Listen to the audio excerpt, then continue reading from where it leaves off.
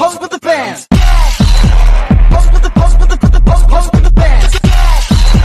Pose with the pose with the pose with the bands.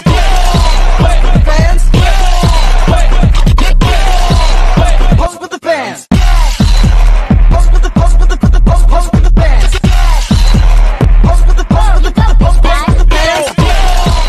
Assalamualaikum warahmatullahi wabarakatuh. Perkenalkan, kami dari kelompok 3 ekonomi akan menjelaskan materi mengenai kebijakan moneter dan kebijakan fiskal.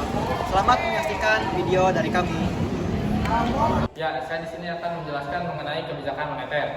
Kebijakan moneter adalah kebijakan yang dilakukan oleh bank sentral untuk mengatur jumlah uang beredar dan suku bunga guna menjaga kestabilan ekonomi.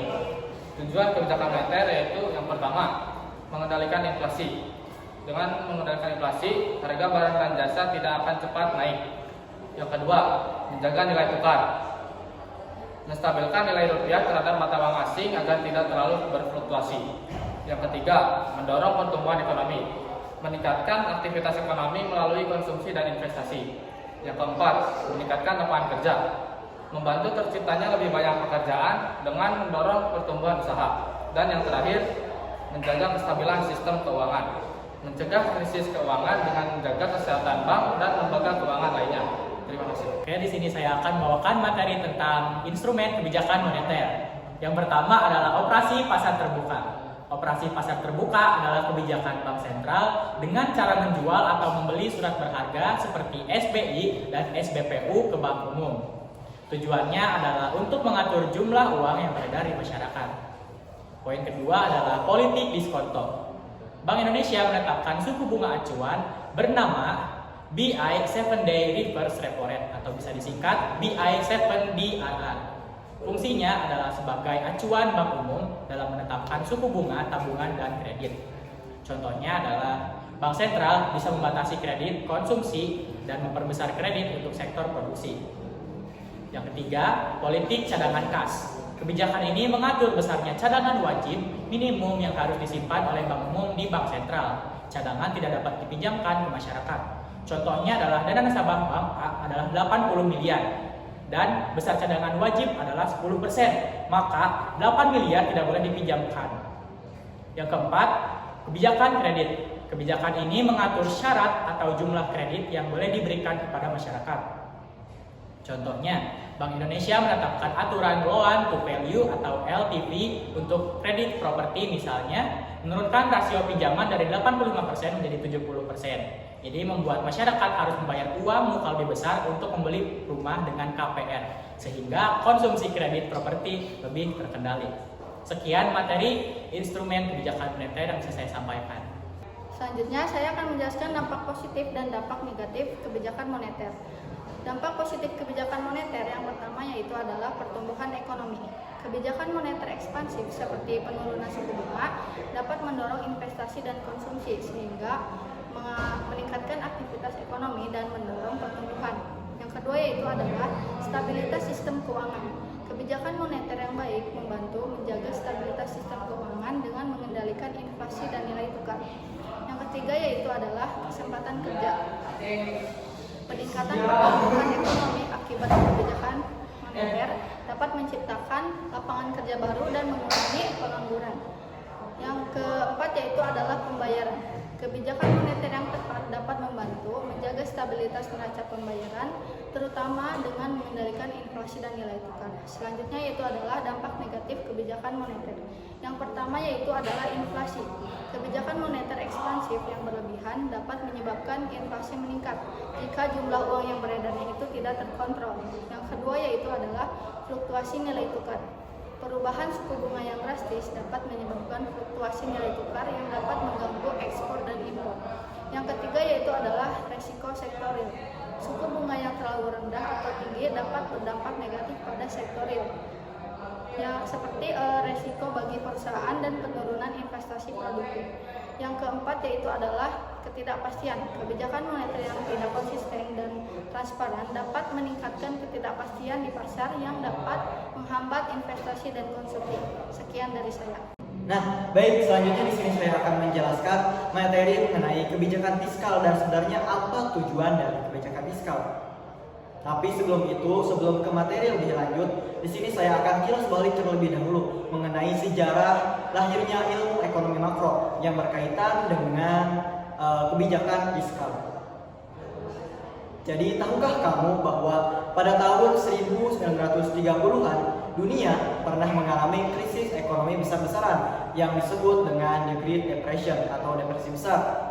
Saat itu jutaan orang kehilangan pekerjaannya, bisnis-bisnis gulung tikar, dan aktivitas ekonomi global itu nyaris lumpuh. Maka dari peristiwa inilah lahir pendekatan baru dalam ilmu ekonomi yang disebut dengan kebijakan fiskal. Jadi kebijakan fiskal itu merupakan senjata utama bagi pemerintah atau bagi negara untuk menanggulangi krisis maupun untuk menjaga stabilitas ekonomi. Jadi di video kali ini saya akan mengajak kalian semua untuk membahas lebih jauh mengenai apa itu kebijakan fiskal dan apa sebenarnya tujuan dari kebijakan fiskal. Jadi pada awalnya ilmu ekonomi itu hanya berfokus pada skala-skala individu atau skala-skala yang lebih kecil. Namun setelah terjadinya The Great Depression atau depresi besar tentang tahun 1929 sampai dengan 1933, dunia menyadari perlunya pendekatan baru dalam ilmu ekonomi dikarenakan kondisi perekonomian saat itu sangat parah sekali, di mana angka pengangguran itu naik drastis, kemudian investasi merosot tajam dan aktivitas ekonomi hampir lumpuh. Dan peristiwa The Great Depression ini awalnya terjadi di Amerika Serikat, namun setelah itu menyebar luas ke negara-negara barat lainnya, yaitu negara-negara di Eropa. Jadi saat itu teori ekonomi klasik itu meyakini bahwa pasar itu akan memperbaiki dirinya secara otomatis melalui sebuah konsep yang disebut dengan invisible hand atau tangan yang tidak terlihat. Dan konsep ini itu dikemukakan oleh tokoh ekonom klasik yang bernama Adam Smith. Tentunya kita sudah mengetahui bahwa Adam Smith adalah bapak ekonomi. Namun ternyata hipotesis yang dikemukakan oleh Adam Smith itu tidak terbukti. Dikarenakan saat terjadinya The Great Depression, justru kondisi pasar itu semakin parah. Bukannya pasar itu memperbaiki dirinya secara otomatis. Maka sejak saat itulah para ekonom mulai meragukan kebenaran dari hipotesis The Invisible Hand. Maka muncullah ekonom dari Inggris yang bernama John Maynard Keynes. Ia mengemukakan pendapatnya tentang perspektif baru dalam ilmu ekonomi, di mana ia mempublikasikan sebuah buku yang berjudul The General Theory of Employment, Interest, and Money pada tahun 1936. Ia mengkritik teori ekonomi klasik yang menyatakan bahwa lebih penting penawaran dibandingkan permintaan. Justru menurut Keynes, permintaan juga merupakan salah satu aspek penting untuk mendorong perekonomian. Dan ia menyarankan agar pemerintah itu ikut campur tangan di dalam perekonomian suatu negara untuk meningkatkan permintaan agregat. Dan sejak saat itulah ini merupakan awal mula lahirnya ilmu ekonomi baru, cabang ilmu ekonomi baru yang disebut dengan ilmu ekonomi makro. Maka apa itu ilmu ekonomi makro? Ilmu ekonomi makro adalah ilmu ekonomi yang mempelajari ekonomi dari sudut pandang yang lebih luas, tidak terbatas pada skala-skala yang lebih kecil seperti skala individu. Nah, kemudian sejak saat itulah John Maynard Keynes dikenal sebagai bapak ekonomi makro karena jasanya telah memberikan perspektif baru dalam ilmu ekonomi. Maka apa yang dimaksud dengan kebijakan fiskal? Jadi kebijakan fiskal itu sesuai dengan apa yang tadi saya sampaikan, bahwa menurut Keynes pemerintah itu harus campur tangan dalam perekonomian.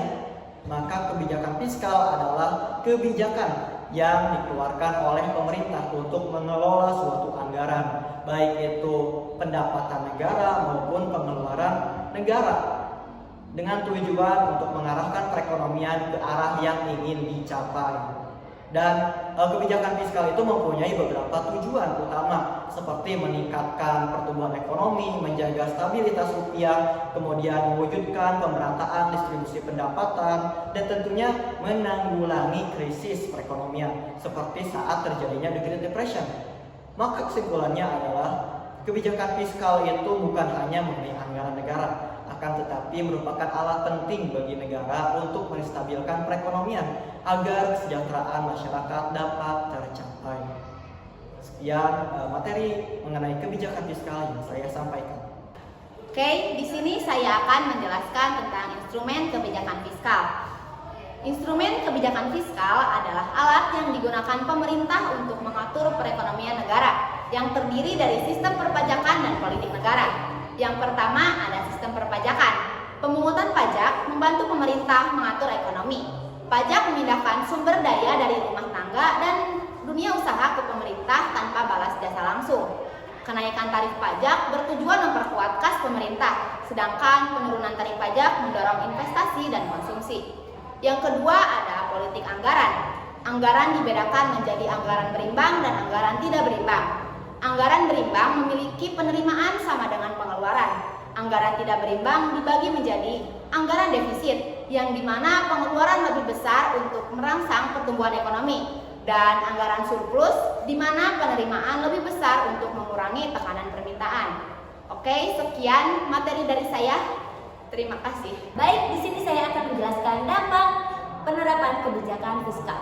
Kebijakan fiskal memiliki dampak luas terhadap perekonomian secara positif. Kebijakan ini dapat mendorong pertumbuhan ekonomi melalui investasi infrastruktur dan pengembangan sumber daya manusia, meningkatkan daya beli masyarakat dengan pengurangan pajak atau pemberian subsidi, menciptakan lapangan kerja lewat pengeluaran pemerintah terutama di sektor infrastruktur, mengendalikan inflasi melalui kebijakan fiskal restriktif seperti peningkatan pajak atau pengurangan belanja, meningkatkan kesejahteraan khususnya melalui subsidi dan bantuan sosial untuk kelompok rentan. Namun, kebijakan fiskal juga dapat berdampak negatif seperti defisit anggaran jika pengeluaran melebihi pendapatan negara, peningkatan utang negara akibat pembiayaan defisit jangka panjang, inflasi jika kebijakan terlalu ekspansif dan tidak diimbangi oleh kebijakan moneter, gangguan stabilitas ekonomi jika pengelolaan fiskal tidak konsisten atau terkoordinasi dengan buruk.